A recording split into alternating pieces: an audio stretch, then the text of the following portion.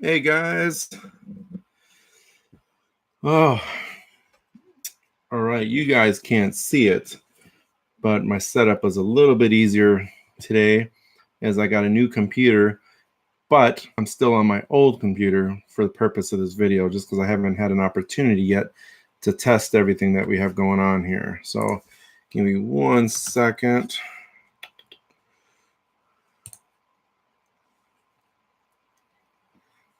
Blah, blah, blah, blah, blah.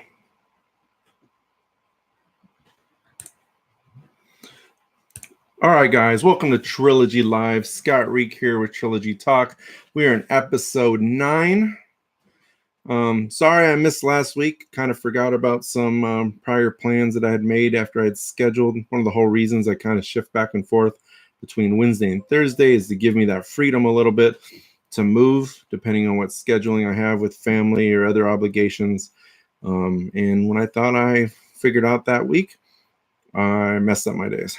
So it happens. And even as we get going into the summer here, I'm not sure if I'm going to continue doing the Trilogy Live. I'm not sure if I'll do it every week, but I will definitely keep communicating when it doesn't happen. But I know in the next 6 weeks, there's at least 3 weeks that I have that it's going to be really tough for me to do. I'm on the road. I have a family vacation, which we're not sure where we're going.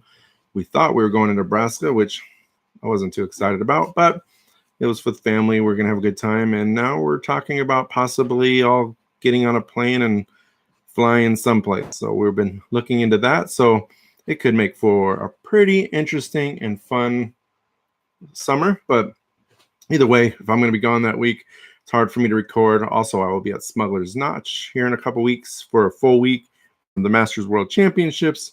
So again, I just got a few things, especially with the summer, as we are getting into the high part of the summer, the busy part of the tour and the tournaments, things like that. Now that the weather is somewhat getting better, it's going to make it just a little bit hard for me to always be able to commit to what days I'm going to have. But again, on Facebook, I will post when I know that I'm going to be talking. Also, if something comes up. I'm going to keep doing the Patreon giveaway, though, and I might do a Facebook Live for that one each week. But either way, we'll continue to take care of those who are supporting Trilogy Talk through the Patreon supporter program. If you're not a part of that and you want to be, feel free to go to patreon.com/Trilogy Talk. So, all right. So, one of the cool things, so for those who don't know, real quick, is again, the whole purpose of this is just for us to contribute, interact with each other. If you have anything you want to talk about, feel free to put it in the chat. Can you guys hear me okay? So the couple people that are on, let me know to make sure you can hear me. But I got home today and I've been doing release videos.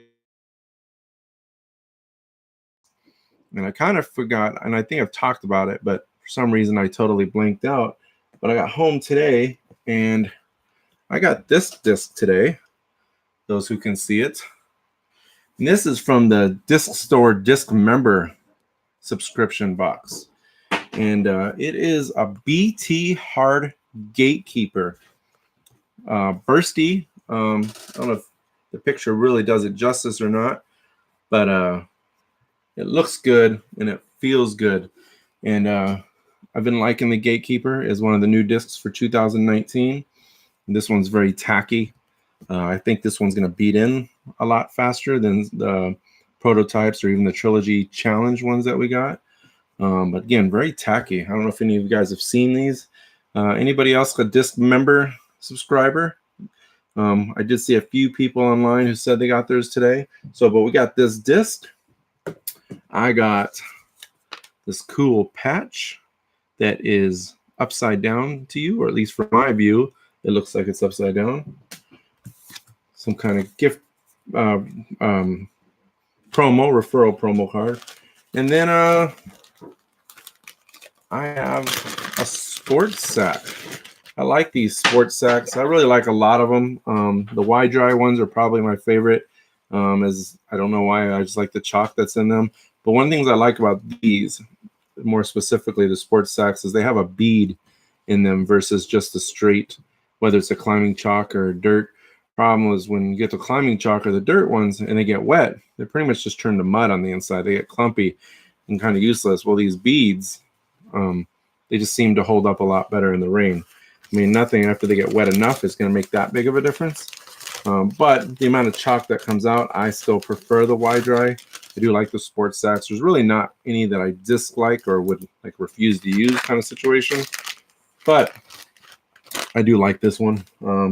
So I have it there to my side. So I got that today. And then a couple weeks ago, I traded for a gentleman for some Raiders, a Fusion Raider. And he messaged me the other day and he's like, hey, I sold you that Fusion Raider. I didn't know how much I was going to like it. I've thrown it a few times. Any way I can buy that back from you or trade it back.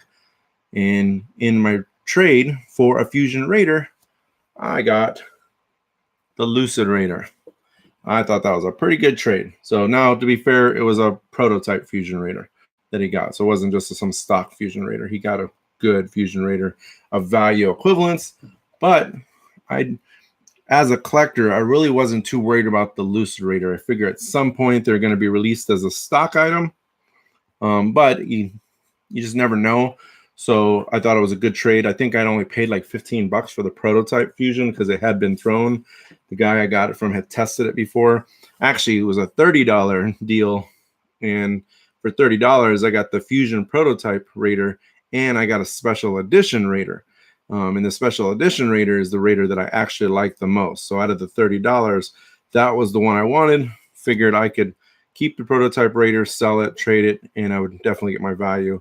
So in return, like I said, for that $15 half equivalent, I got the Lucid Raider, and it feels good.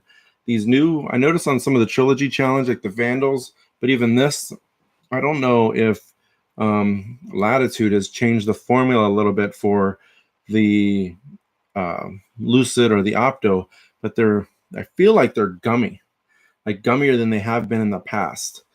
But this one feels really good. I like the Raider the most for throwing sidearm versus backhand. I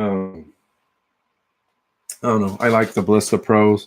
I really like the new Vandal. So I'm not sure how much I really like the Raider. But again, I got it for the sake of collecting. It was just a good deal. But again, I put these in my hand. And sometimes I put these discs in my hand. And they feel great. Do you ever just find a stack of discs that you have at your house?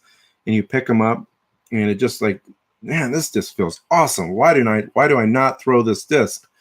And you had it at some point, and you used to throw it, but you don't remember why you don't throw it anymore. And then now, or you felt it felt great. You take it back out, and then you're kind of like, oh yeah, that's why I didn't throw it. It was flippy. It was too overstable. It didn't feel good. You were grip locking. I find with putters a lot of times when I've tried new putters, that's usually what it's been more of how do I grip it, and it seems like it will hold onto my fingers a little bit longer. I find a lot of putters for me don't change too much for the spin as far as glide, at least not within my true putting range, which 20 feet or so, 25 feet. Yes, if when I start getting further back at that 35, 40 foot, sure, the stability changes, whether it's understable, overstable glide, things like that. But I guess when I count my putting, I count it more in that 20, 25 foot range. Anything beyond that, I'm pretty much just giving it a chance. So what's up, Jim? Yeah, the board is quiet. I commented earlier for people to pipe up, but you were the first one that came on. So we'll see. The numbers the numbers are always a little bit lower, I feel like, at least for the live. Seems like more people watch the after once it's posted to YouTube after the fact. This time of year, it's sunny. I'm looking outside my window right now, and there's still a good hour of daylight. So everybody should be out playing instead of watching me. But for those who do watch me or are watching me, I appreciate it, including you, Jim. So I saw your question to the board there earlier too, and did a little bit of research. I'm going to talk about that here in a little bit. But again, if you guys got anybody's on the board, have any questions, and I go through my list. So this coming week, I always like to kind of start with the new releases, and I just talked about the new discs that I just received. which was the Raider and the classic hard Gatekeeper. But DD's got some new releases that are coming out on Friday, and they're really nothing new, but just to kind of educate you in case you haven't seen it. I know Dynamic Discs Emporia has it. I know Derek with Truly Unique. I know I saw Jason Oxen with 208 Discs. A bunch of people have these discs, but you have the Lone Raider, which I think is a pretty clever play on words for the Raider and the Lone Ranger. I think that's pretty funny. So, but they got those releasing as a special. It's saying it is an artist series from Dynamic Discs. These first ones are hand-drawn artwork by Benjamin Hopwood, and it's an artist series. The artist series discs put a new spin on some of the Dynamic Discs' most popular molds. And so I'll be curious. So these first ones, they did the Lone Raider, which I think is pretty neat. But I really like, there's one called the Judgment Day stamp, which is obviously on a judge. And I'll be curious to see what that goes through. You know, with Hand-Eye. Hand-Eye does a lot of graphics, and Hand-Eye has its own following. And then there's a lot of other artists that are out there, like your Les Whites, Skeet, who does a lot more with Innova, but he did my Heritage Hills Coyote stamp. So there's a lot of people that are out there. And I love seeing new people. I dabble around with some graphics, more specifically for my tournaments. Sometimes they turn out, I think, pretty cool. They get a good response.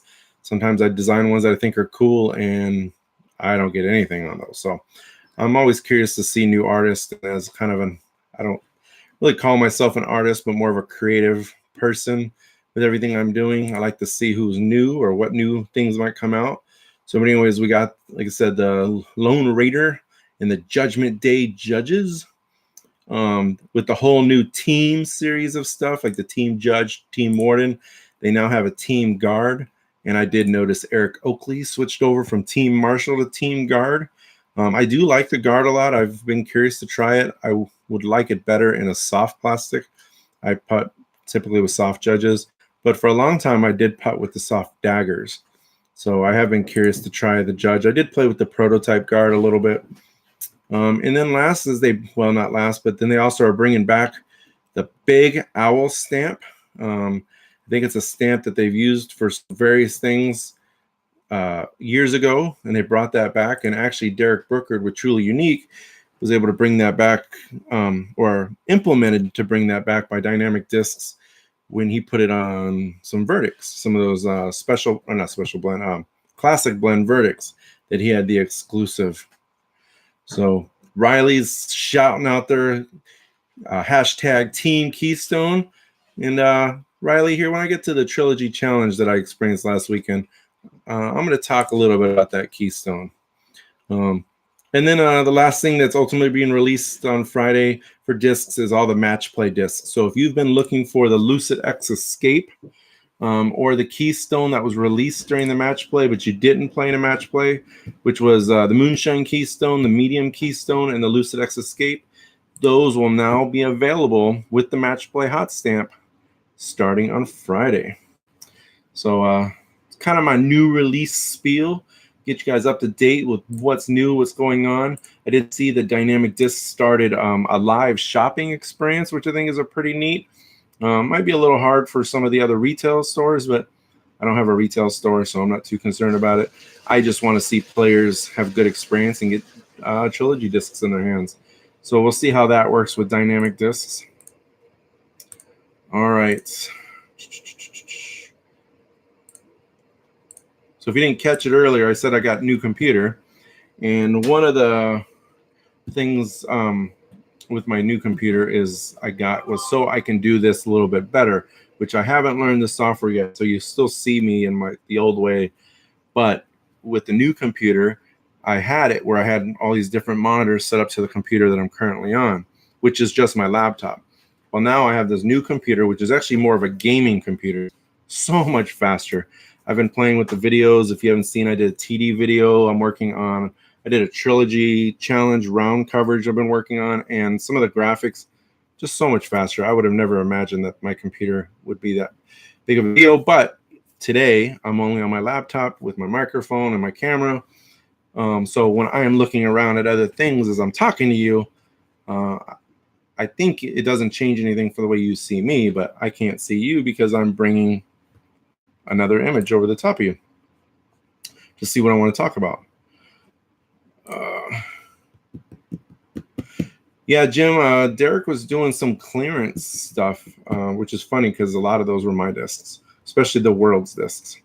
I mean, a lot of those were his discs, but the World's discs more specifically were my discs, which I actually got back. So, but I watched that and noticed he had a few of my bins.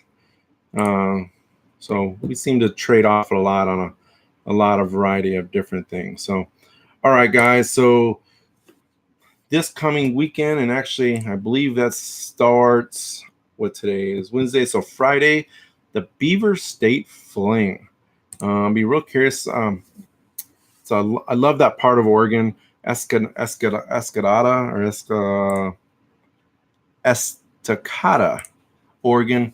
I went to Oregon 2014 for the World Championships, and I got to participate up in there, and I got to play Milo MacGyver. I got to play the course that they just played for the Portland Open, which I can't remember the name of it, and I really enjoyed it.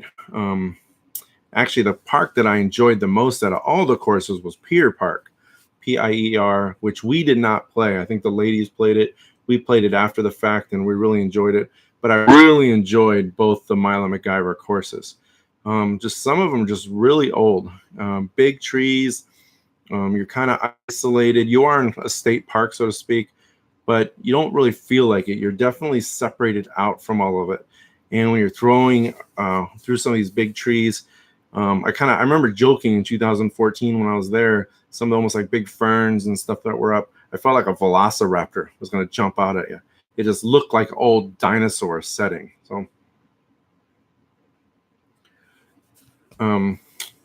So Dallas, to answer your question, yeah, I've played Milo. I'd like to play it again. Like I said, I only played it in Worlds. I do have the idea that one day I'd like to go up and play the Beaver State Fling. I wish there wasn't a gap between the Portland Open and the Beaver State Fling. I almost wish they were back-to-back weekends, because usually once a year I take a couple-week trip, and I call it my mini tour. And so far it's been going to Vegas and Arizona, and I'm usually gone for about 18 days. And I would love to maybe give that up one year and go do the Oregon one, but to have that full gap in between might make it a little bit harder for me to do it. But I'd love to go experience those two courses being pretty much in the same town over the course of those couple weeks. Jim's asking, I wonder if DOS will be playing. I don't think so. I was just looking at the registration, and yeah, I just searched for him. He is not currently on the registration. Is that that's a national tour event, so he won't have anything to do with it as far as commentary goes. But I'd love to see him get out and about. I'm pretty excited to see his bevel stuff. And that's another reason I'd like to go up there. I'd like to go check out their operation. I'm a big fan of the DOSes. But either way, the Beaver State Fling's coming up this week. I noticed Paul Macbeth is not on there. He was also not at the Portland Open. I think he is doing some things back home, back in the Virginia area for back home. So that's exciting to see for him, but kind of curious. I mean, he's given up a pro tour event. He's given up a national tour event. I do know not this weekend, but the following weekend, he will be here in Kansas City for the Kansas City Wide Open, which is a big sponsored, Discraft sponsored event. So I kind of have maybe the feeling more is he's, especially being his first year, he's at maybe the request of his sponsor. I don't want to say the sponsors maybe dictating the tournaments he's playing, but they're probably asking strongly of, hey, how about you go to this tournament since we're sponsoring the tournament and we want to have a really good Discraft presence. So, but I know for like the Kansas City Wide Open, that's here again, not this weekend, but the following weekend. We also have like Andrew Presnell, one of their top players now, who's going to be here for it. So Isaac Heinen, who's a local Discraft player, he will be there. So again, just kind of interesting that Paul's not at those two big tournaments.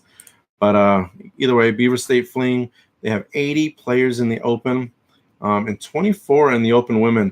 And I was actually listening to today, I was out mowing, and I can't remember.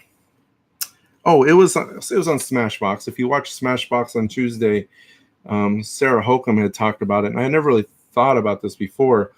But the Beaver State Fling is the pro side is full, and they have 104 players. Pretty sure it's full.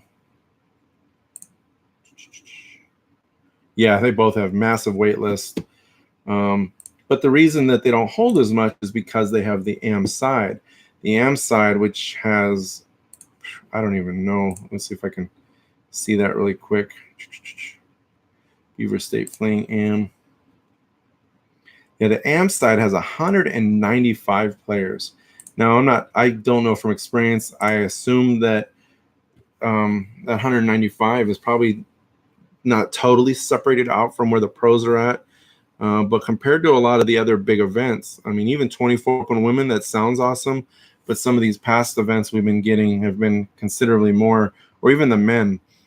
She was commenting, or I heard a comment somewhere along the line that the Beaver State Fling is one of the hardest events to cash at. I think last year was a 1017 rated average just to get last cash and open. And that's because that field size is so much smaller. And one of the thoughts on why it's so much smaller is because of the AM side.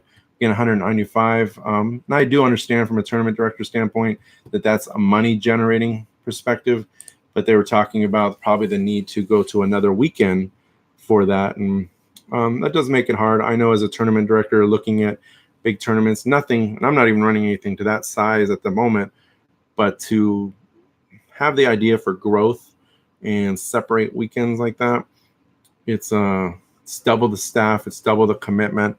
As a tournament director, I might be able to justify 2 weekends for the greater good of the tournament, but to ask for my course directors to have 2 separate, not just 2 separate weekends, but there's probably a day, mid-weeks there somewhere, Friday, or preparation, and asking for those people to be off, spotters, volunteers, and then also maybe it dilutes your fundraising a little bit. So if you have a party, now you got to have 2 of them where sponsors maybe paid for that or invested into that, T signs or just any kind of financial contribution. If that money that's being used is having to be divided, then that money is not going to spread out as far. Now, if you're using that money ultimately to pay for something that could be used over the 2 weekends, probably not a big deal. But if it's something like a party, food, stuff like that, splitting them up could be a lot tougher. So, all right. So that's a little bit on the Beaver State Fling. I know locally for the Kansas City Wide Open in the past, we've talked about separating weekends. And again, it just makes it really tough. I have my tournament now, the Midwest Amateur Championships. I've thought about separating that out to different levels of AM, just so I don't have to spread out on multiple courses. I have my other tournament, Heritage Hills, which is this weekend. I've talked about I did separate this year.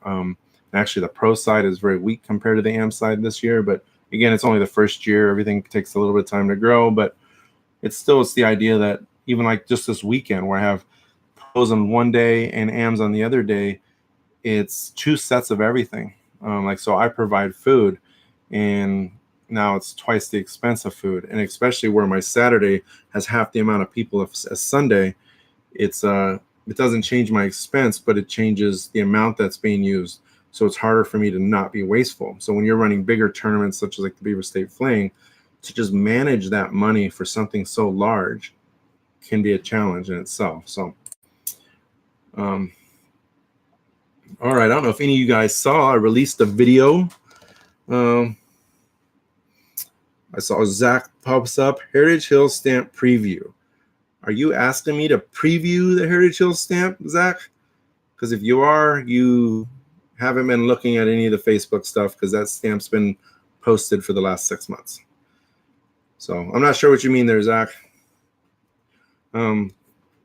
Zach Owen, who's on my board, is also part of my Eagle Club.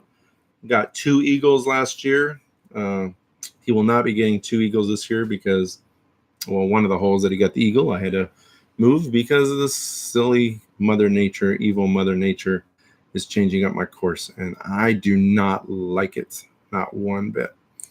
So, all right, but I released last week. I talked about it during my last show.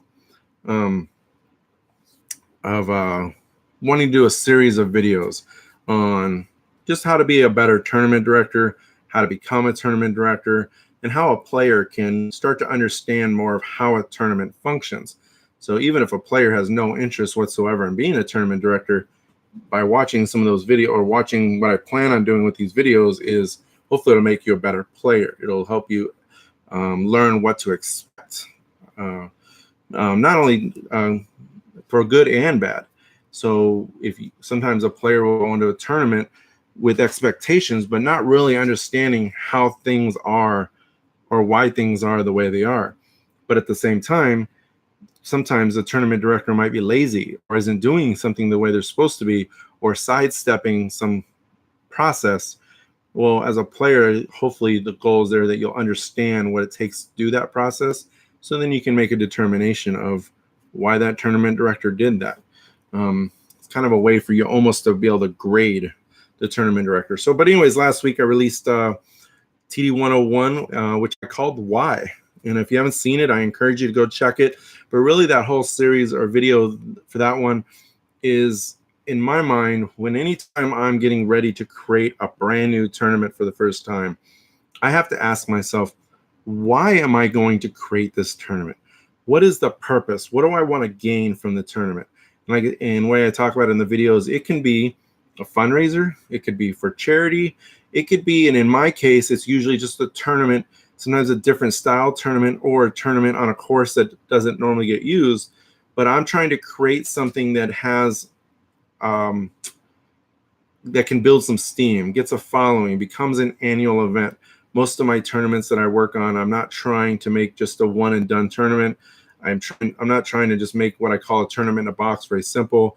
Most of them that I have are very creative. Like my Heritage is a trophy only tournament that is focused on having a good time. I do focus a lot on competition, which I've talked before, where I have the Walk of Champions, but there isn't a ton as far as financial gain. It's more of a good entertainment value that I focus on the legacy of champions. The Midwest Amateur Championships, that's focused on a championship. There is a payout. I do try to have a good time for all of the AMs. We have players parties and I do a players package, but we do a payout. I have another tournament called the Platypus Open where it is all payout. There is no players package, but I give the people the option to purchase a players package. So those are, even though those are three different examples of tournaments that what kind of tournament? Why do you want to have this specific kind of tournament? So it's, before you can go any further, you have to decide to see what you want to do. So, yep, Kevin, I got the countdown. I'm looking forward to Masters Worlds. I'm going to be talking about that here very shortly. But anyway, so that was my next, was my last one. Hopefully tomorrow, if not Friday. Again, I got a big tournament this weekend, so my time's a little crunched, and I just got to finalize the video, but I've already ultimately filmed it. But the next one's ultimately about scheduling. So nothing too exciting, but one of the next steps, once you've kind of determined why you want to run a tournament, is when are you going to run the tournament? And what a lot of people don't realize in a lot of areas is there's a lot of things to take into account. Is if you're living in any area that's got a lot of events, you have to decide when you're going to have that event. What are you going to conflict with? And sometimes it could be conflicting with your own personal schedule. It could be conflicting with a tournament schedule that's coming up. It could be conflicting with a park schedule. And that's something a lot of people don't think about, such as we just did a Trilogy challenge this past weekend. And sometimes there's just things that you don't know that's going to happen, but someone else had rented a part of the park that overflowed into the disc golf course that we didn't communicate, or we missed it somewhere, but they were getting married on one of our fairways. Luckily, it was a Trilogy challenge. Luckily, it was on a part of the course that we could easily bypass without ever affecting them or them affecting us. But you just knowing what's going to happen on this course. Is there maybe a local fair, a track meet, if maybe weddings? I know there are parks departments that I work for here. There are all kinds of things during the summer, camps, usually not on the weekends, but sometimes Boy Scout stuff. It's just knowing the schedule. If you're going to conflict with another schedule, what are you conflicting for? And sometimes that conflict goes back to the why. So if you're having an unsanctioned tournament and you're going to compete against a B-tier tournament, but your tournament's for fun and it's a fundraising, but you might be attracting a totally different market than what that B tier does. So you might be able to still schedule against it, knowing that it ultimately won't affect you. You know, maybe your tournament on the scheduling, you only want 30 people. You know, you'd be happy with 30, 40. It's your first tournament. You don't need it to be big versus trying to get 72, 90 or plus of that. But again, that's all part of that scheduling. That's what the next video is going to be about. And then after that, on my schedule, we're going to talk about payout tournaments versus trophy only style tournaments. So that's the next one, because those are your steps. Once what kind of tournament are you going to run? When is it going to be? And now it's more of, I asked, well, why are you running a tournament? When are you going to run the tournament? And now what type of tournament are you going to run? And those are big things, especially as it seems like this day and age, as we're getting further and further, there's more trophy only style tournaments that are out there. So, all right. So Kevin Gleason is on the board. Made a comment about Masters Worlds. It was on my list. I'm going to jump over to that a little bit. I don't have a ton to say about that, but I am going to be doing some filming while I'm down there. I know myself is out there. I know Kevin Gleason, Johnny McCrae. Johnny McCrae is actually staying with me at the Airbnb house that we're staying at. So I'm hoping to get some coverage for Latitude 64, but also for Trilogy Talk. For those who didn't know, I do some of the Instagramming and stuff, some of the video clips for Latitude 64 to help them out as being a team member of Latitude 64. But I'm hoping to be able to follow. But that is here in a couple weeks. I know I fly out, I think, on June 22nd. The tournament isn't until several days after that. But it's a Smuggler's Notch, Vermont. I am flying into Rochester, New York to see a buddy of mine. Me and him are then driving, I think, the 5 to 6 hours it is from there to Smugs, and I am super excited. I've been watching videos. It looks like a course that I can play. I don't have a huge arm, but I can play the technical arm. But it's also World Championships, and since I ran the Masters Worlds in 2018, now I'm curious to see it again as a player and to kind of educate me to what I missed. As a tournament director, I'm always trying to learn what I missed. I do have the vision and goals to run another major someday, maybe like 2022, 2023, not for a little while, but I want to be better. So I want to see what I've done and then see what other people do to learn. But one of the things I'm actually super excited about for this Masters Worlds is not just being at Smugs and being that part of the country. And I think the weather's going to be gorgeous during that time. But this house that we have is like 10 of us staying in a house, a bunch of New York guys. And I know Johnny McCrae and myself will be there. But it has a 6-hole disc golf course on the property. I don't think it's very far, like a couple minutes from Smug's property, from what I understand. There's a room with just hammocks in it. I know I have a bed to sleep in, but I might sleep in a hammock. So, but again, super excited about that. And for this year, it's pretty neat because as a master's age person, I've got 2 bucket list places to ultimately go to. I got Smuggler's Notch and I've got Maple Hill, and I am going to both of those. And it's not too often that you get 2 bucket list places you get to check off. But this year I do. And I know as I look into 2020 already, just totally blinked out. Well, the U.S. Masters is in Columbia, Missouri, which is an hour and a half from me, which is exciting for the fact that it's an hour and a half from me, but we'll see. I'm not totally sold on that yet. I like the idea of traveling a few times a year for those big ones. And then Masters Worlds is in Tennessee next year. So again, I got some friends in Tennessee, so I'd love to go and check it out. But Pro Worlds is in Utah. So even going into 2020, I was like, I might have to just play the Pro Worlds if I'm able to, versus even the Masters Worlds. Because for me, again, a lot of times it's the location that I really like more than anything. So, all right, just checking out the board here again, and glad, Jim, you got the shirt. You liked it. Riley, I think, got a shirt. Saw him out on the board. Did you get your shirt, Riley? All right. So a couple things. So I was just talking about the video that I'm released with the TD 101.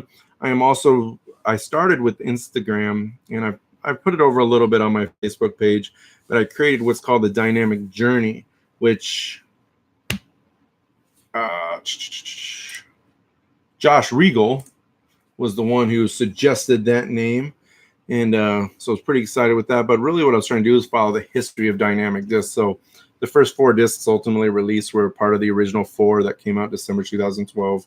The next day or two, the next discs that were released following in January 2013, I'll be releasing.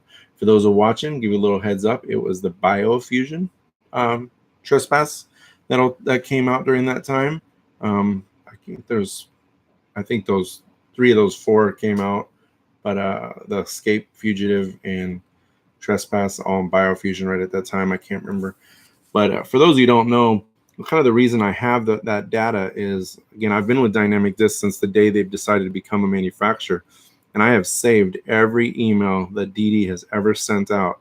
And I actually have everything documented to not just discs, but baskets, bags, major news announcements, the disc golf experience. It used to always be the thought I might write a book. And I am not a writer at all. But in this technological age, it seems like there's other things that I can maybe do with that. I've thought about creating a video just on each mold. So do a video, say, on the Escape, and just talk about all the variations of Escapes. Talk a little bit about the pre-made in Sweden, that video, which even though I already have a whole separate video on just the pre-made in Sweden, but then talk about some of the prototypes, the test drift, which really nobody knows that's out there, but I did post a video of that.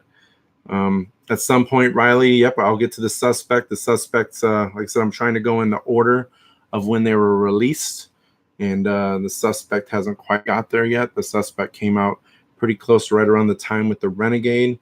So as far as molds go, I'm pretty sure the suspect and Renegade are number 5 and 6 off the top of my head, but they actually didn't come out until about mid 2013.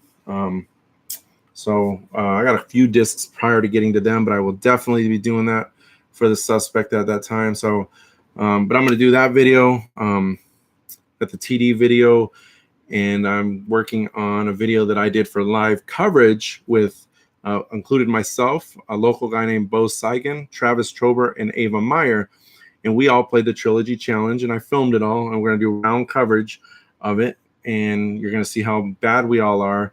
But really the goal was to show round coverage of a variation of players. So we have Ava Meyer, who's a 10-year-old girl, so people could see how does a 10-year-old girl throw it.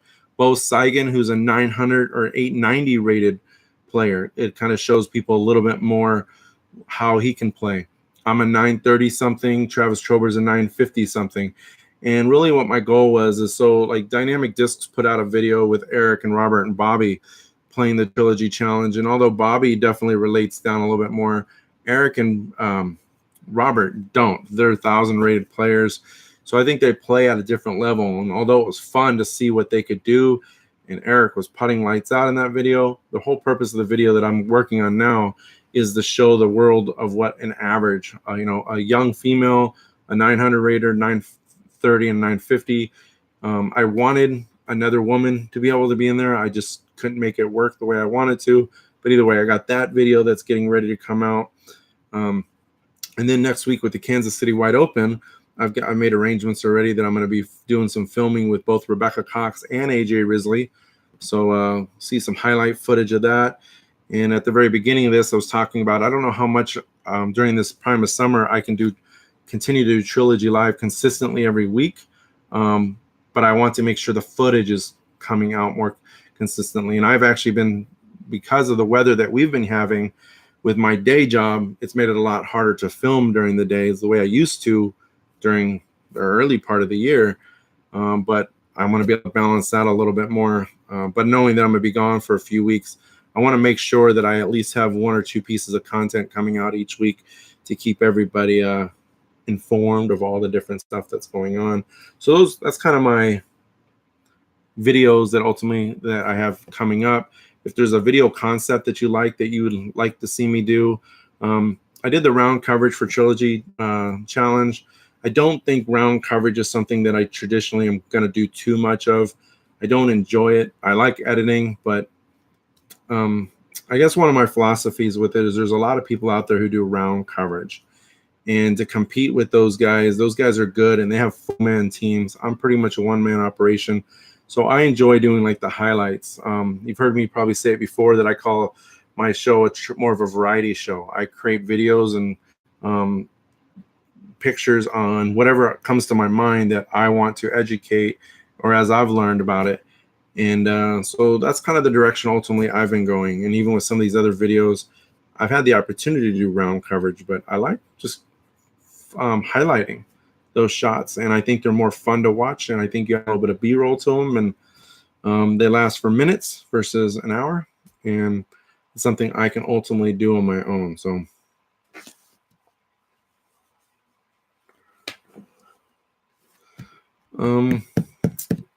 all right, so going over to the board here. Jim is asking, so Riley is asking about the suspect, which I'm going to go over, which prompted Jim's question of how much of a difference is there between the harp and the suspect? I have a harp and I've never used the suspect. And maybe Riley can chime in a little bit of why he likes the suspect to help Jim. But this is a topic I probably cannot answer too well because I dislike both discs. And it's not that I dislike for any other reason than myself, but they're both low profile discs. And even prior to being with Trilogy, like the Zone, I do not, a low profile disc does not fit my hand well. I've tried a few times with both the harp and the suspect, and I cannot release it well. It just does not fit in my hand the way I grip a disc. So I am sorry, Jim. I cannot answer that, but like I said, maybe Riley can tell you why he likes it. But yeah, I know the harp is super popular, but I know a lot of the really good players are here in Kansas. We have like Ron Converse or Chris Smith. Ron Converse is a two-time world champion. Chris Smith has won the Kansas tour countless years.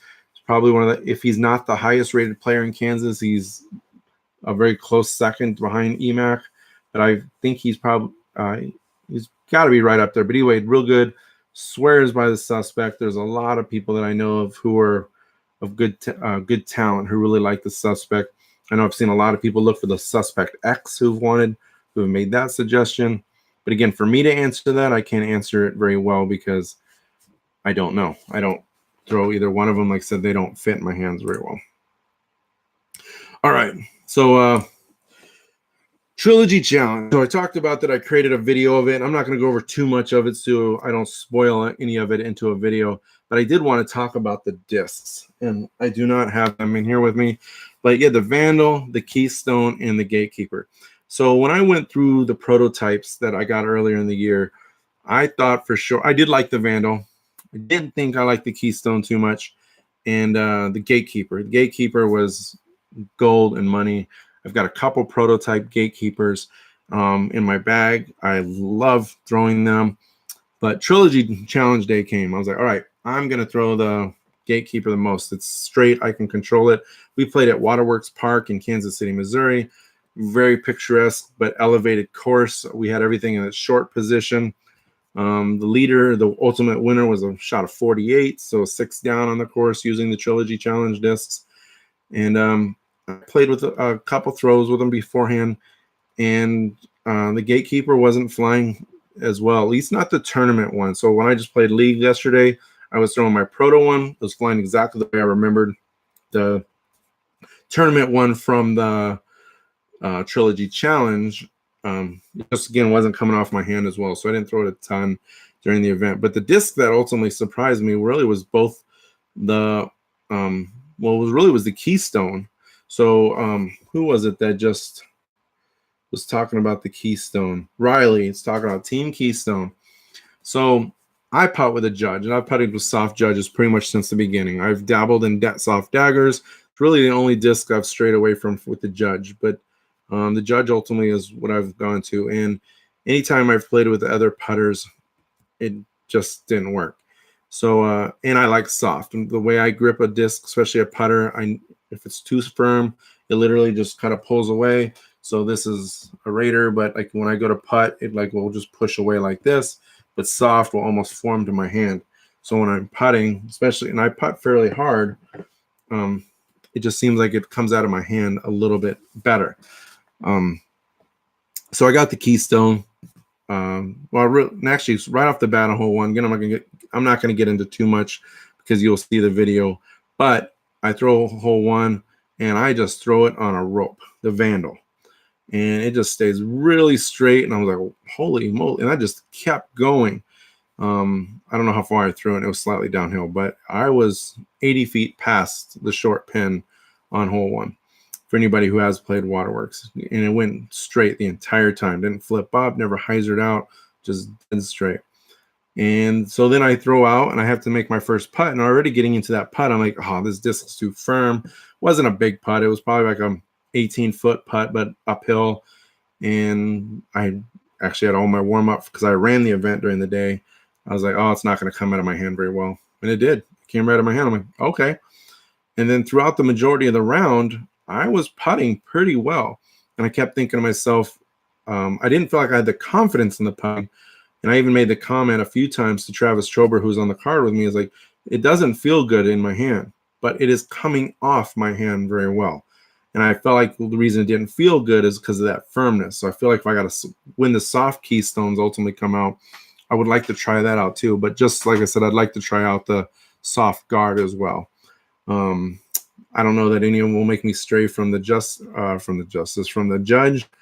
but I putted really well with that Keystone and that Vandal. Every time I threw it, there was only once, maybe twice that I churned it over a little too much, or I put maybe a slight ante on it.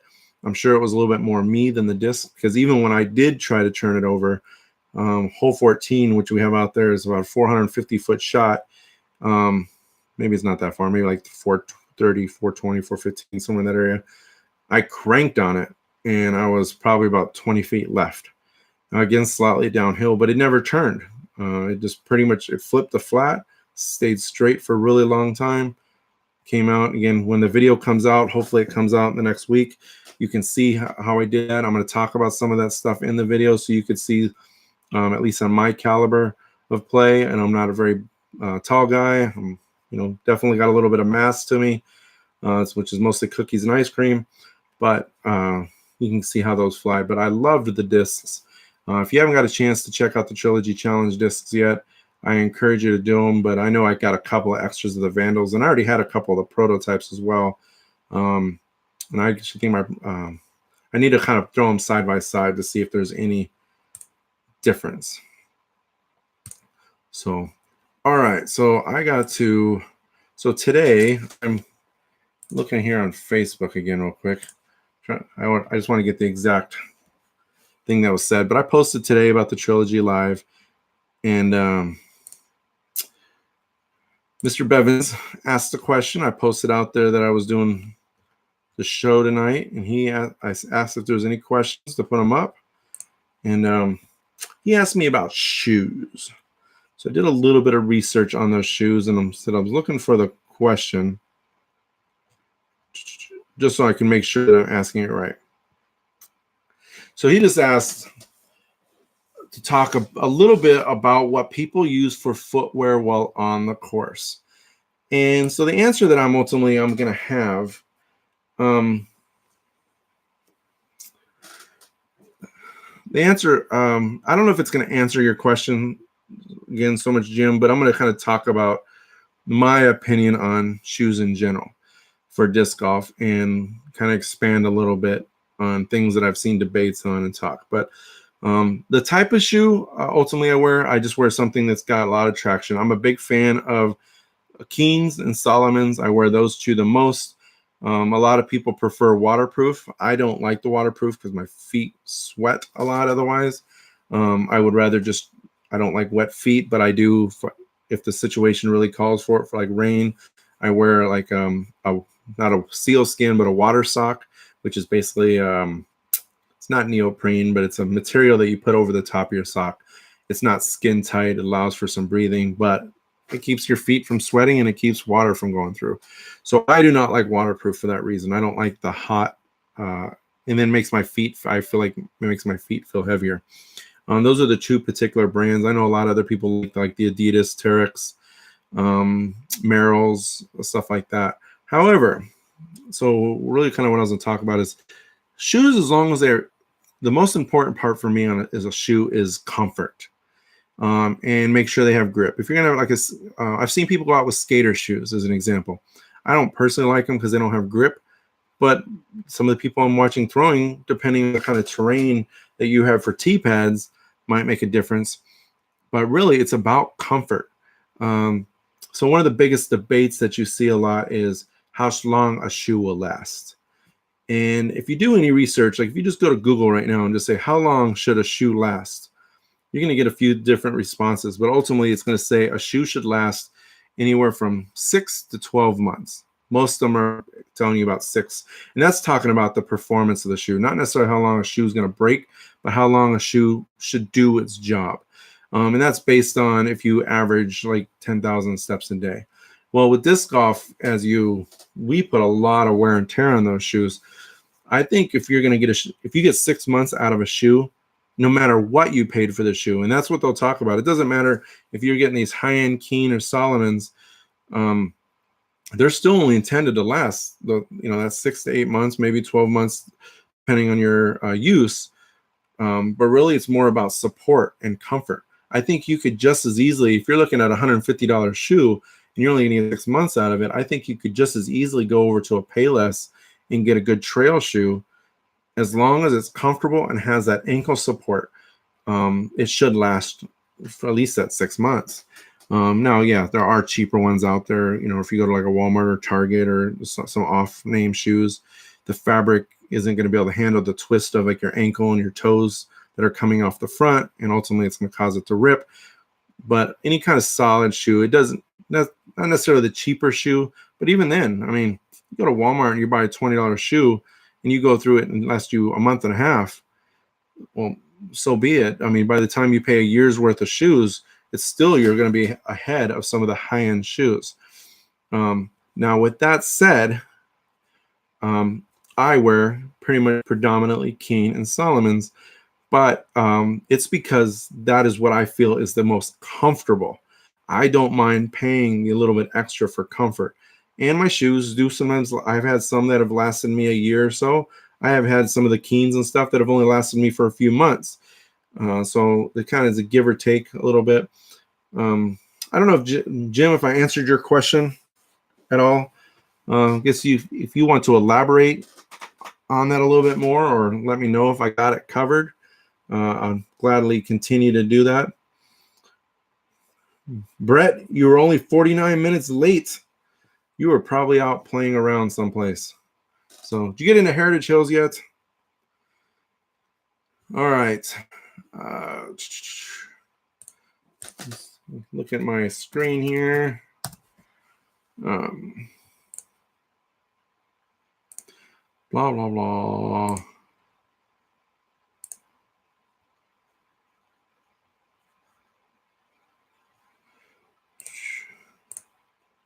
All right. All right. Sounds like, all right. I answered Jim's question, or he just doesn't want to have to re-ask it again. But, all right, guys. So we're at 53 minutes, just shy of an hour. So I'm going to cut it short here, or cut it ending. But before we're done, as always, I'm going to finish with our Patreon supporter giveaway disc. This week, we have, what do I have here? I thought I knew, but to be sure, is this Gold Saint Pro, 174 grams, came from the Next Gen. Cynthia Whitaker Feldberg now drew a whole series of these. She or they gave me a stack of these last year, and I don't throw the Saint Pro one. I kept the Ballista, but I don't throw the Saint Pro. So this one is going to one of you guys. Again, these are my Patreon supporters, patreon.com/Trilogy Talk. For as little as $1 a month, you get the opportunity for 4 drawings. And as just for those who are supporters who are looking at it, like I said, I'm not sure in these next few weeks, probably even during the duration of summer, if I'm going to be able to do the live every week. And again, I'll communicate and let everybody know when and when I cannot. But whether I do one or not, I will be doing a drawing every week. So any support that anybody gives, I appreciate it. We have currently about 8 people who help me with that. So what's up, Dustin? So Lawrence, Kansas club president over there just popped up. So, all right, guys. So again, Saint Pro for my Patreon supporters. Let's draw. I'm going to, again, I don't know what you guys can see now that I'm on the one screen, but I'm at random org and we're doing 1 through 8. And I'm going to generate. And all right, that brings me to, all right, Catherine Meyer. Catherine Meyer, who is the mother of Ava Meyer, who was just in my video. They actually helped me out a lot. If you haven't watched her stuff, Ava Meyer 83,000 is a 10-year-old prodigy girl or 10-year-old girl who's a prodigy. I don't even know if that's the right word or right way to say that, but really good. U.S. champion already at 10 years old. Is a student of the game, plays a lot with LaRon Harris, who is one of the figureheads who Eric McCabe gives credit to his success. So again, watch her. But her mother, who is one of my Patreon supporters, is the winner, Catherine Meyer. So congratulations. So, and unless anybody else has anything else for me, I'm going to call it a night. Again, we're right at the hour. And we'll see what happens for next week. I do plan on going next week. And like I said, I did get a new computer. So I'm really hoping I can eventually get this computer set up to where I can start doing some Skype calls, some interviews. But it's really not even about interviewing. One of the things I want to do is I want to be able to do a Skype call with one of you guys. You know, so if you have something you want to talk about, like Jim asked his question or Riley has a question, maybe your local, you want to promote something in your local area, or there's just something we want to chat about, we can chat. So again, one of my taglines that I like to, always say is, like, share, and contribute. Like what we're doing, share what we're doing, and contribute to what we're doing. It's Trilogy Talk. It's not Scott Talk, even though I'm the one mostly doing the talking. But I want to be able to contribute, and I want you guys to be able to contribute with me. So again, that is still the goal I'm ultimately aiming for. All these little bit of videos that I'm doing the aim is to contribute, to educate more people about Trilogy. And although I'm very deep into the Trilogy world, I don't know everything, and I want to know everything. So I'm learning everything. So all right, guys, until next time, keep sharing the Trilogy love with the world. See ya. La, la, la, la.